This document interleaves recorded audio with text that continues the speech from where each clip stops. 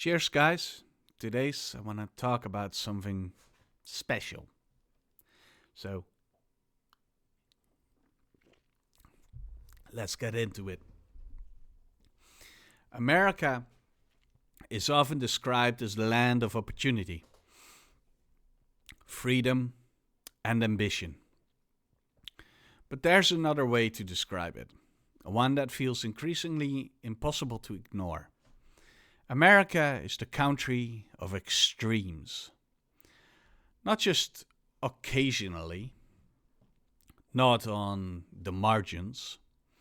Extremes are built into its culture, its systems, and its identity.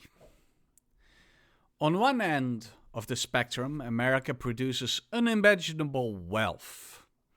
On the other, crushing poverty. It celebrates peak physical performance while simultaneously suffering from widespread chronic illness. It champions freedom of speech while existing in a state of constant political hostility. Nowhere is moderation less visible than in the modern United States.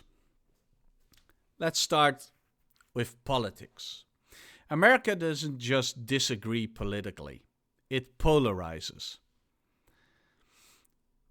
The political center, once a place of compromise, has steadily eroded. What remains are two extremes staring each other down across an ever winding divide. The far left and the far right no longer argue about solutions, they argue about reality itself. Each side views the other not merely as wrong, but as dangerous. Political identity has become personal identity. A vote is no longer a preference. It's a declaration of who you are, who you stand with, and who you oppose. The result is a country where conversation feels impossible and outrage feels constant.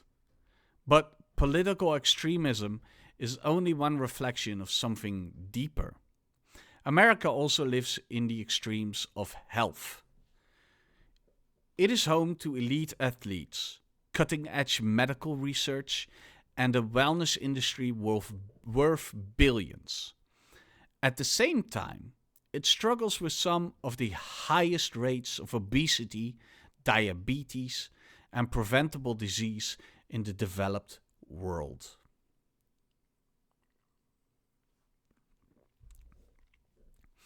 The same country that idolizes peak physical perfection also normalizes overconsumption.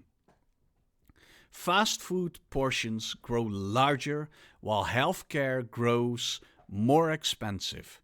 Gyms sit across streets from drive-thrus. Fitness influencers coexist with food desserts. The message is contradictory. Be healthy, but also indulge endlessly. In America, health is both an aspiration and a commodity. And like many commodities, access depends on money. Which brings us to wealth. If you want to see financial extremes, look no further. America creates billionaires at a staggering pace.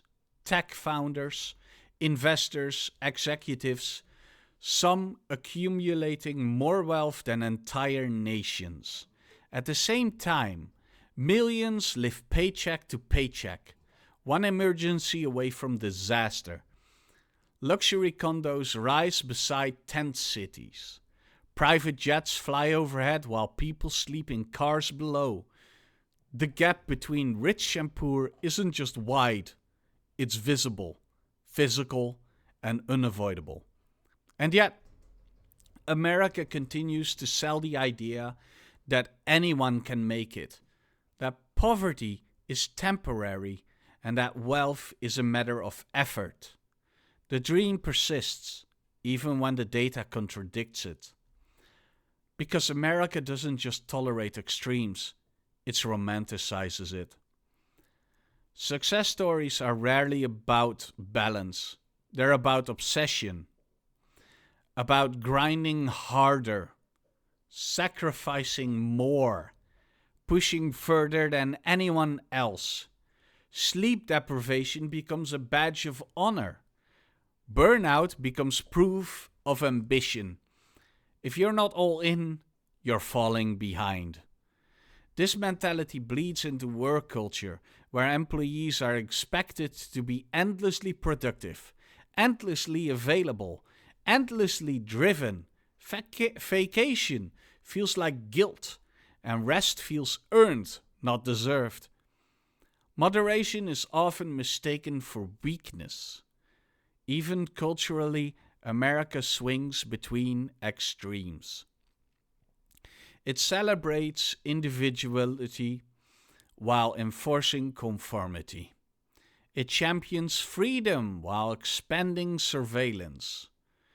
It preaches unity while thriving on division. Everything is louder, faster, bigger, because subtlety doesn't trend and nuance doesn't go viral.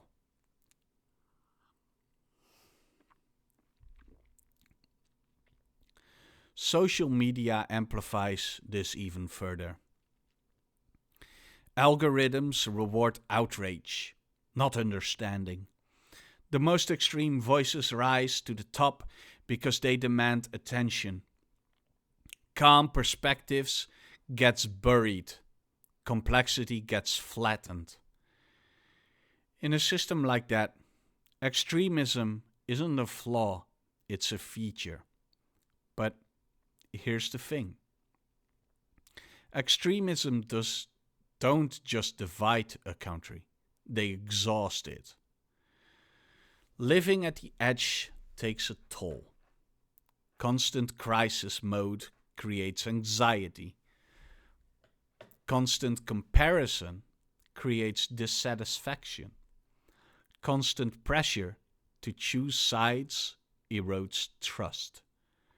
Not just in institutions, but in each other. When everything is framed as all or nothing, compromise feels like defeat. When identity is tied to ideology, changing your mind feels like betrayal. And so the cycle continues. More polarization, more consumption, more inequality, more noise. Yet, beneath all of this, there's a quiet truth that rarely gets airtime. Most people don't live at extremes.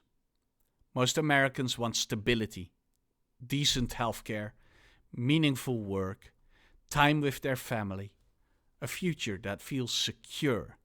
They exist in the middle, pragmatic, tired, and largely unheard. But the middle doesn't dominate headlines. Extremes do. Because extremes are profitable. They drive clicks, votes, ratings, and revenue. They keep people emotionally engaged, even if that engagement is fueled by fear or anger. So America remains suspended between opposites, pulled further apart by systems that benefit from division. The question isn't whether America is a country of extremes. The real question is whether it can survive them. Whether it can relearn balance in a culture that rewards excess. Whether it can value restraint in a system built on escalation. Whether it can listen again, without shouting, labeling, or dismissing. Because a nation cannot live forever at the edge. Eventually, something has to give. And what America chooses next, more extremes or a return to moderation, may define not just its future, but its identity. Thanks for watching, and I'll see you in the next one. Goodbye.